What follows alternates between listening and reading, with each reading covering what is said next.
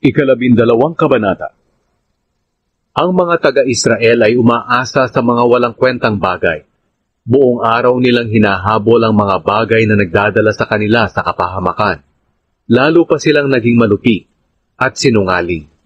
Nakikipagkasundo sila sa Assyria at sa Ehipto, kung kaya nireregaluhan nila ang Ehipto ng langis. May mga paratang din ang Panginoon laban sa mga taga-Huda na lahi ni Jacob. Parurusahan niya sila ayon sa kanilang pag-uugali. Gagantihan niya sila ayon sa kanilang mga ginawa. Noong si Jacob na kanilang ninuno ay nasa tiyan pa lamang ng kanyang ina, nais na niyang lampasan ang kanyang kakambal.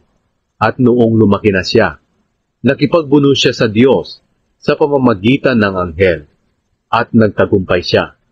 Umiiyak siya habang nagmamakaawang pagpalain siya ng anghel. Nakita niya ang Diyos sa Bethel, at doon nakipag-usap ang Diyos sa kanya. Siya ang Panginoong Diyos na makapangyarihan sa lahat. Panginoon ang kanyang pangalan.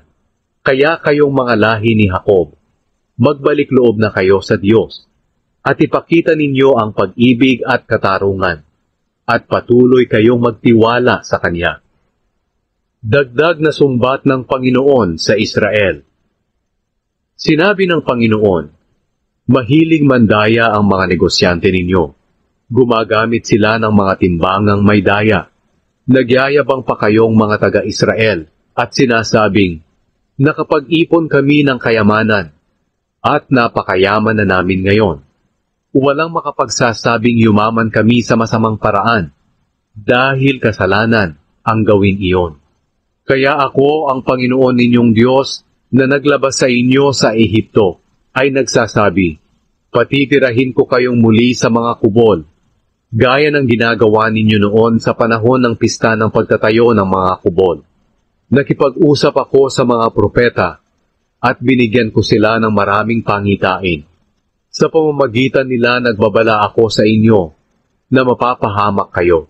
Pero patuloy pa rin ang mga taga-Gilead sa kanilang kasamaan, at sila ay naging walang kabuluhan. At ang mga taga-Gilgal naman ay naghahandog ng mga toro sa kanilang mga Diyos-Diyosan.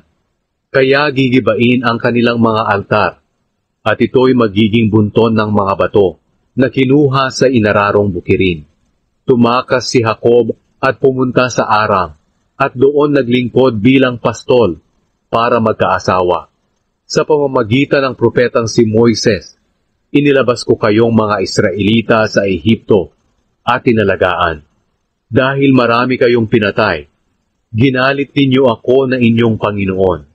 Kaya parurusahan ko kayo at pagbabayarin sa paglapastangan ninyo sa akin.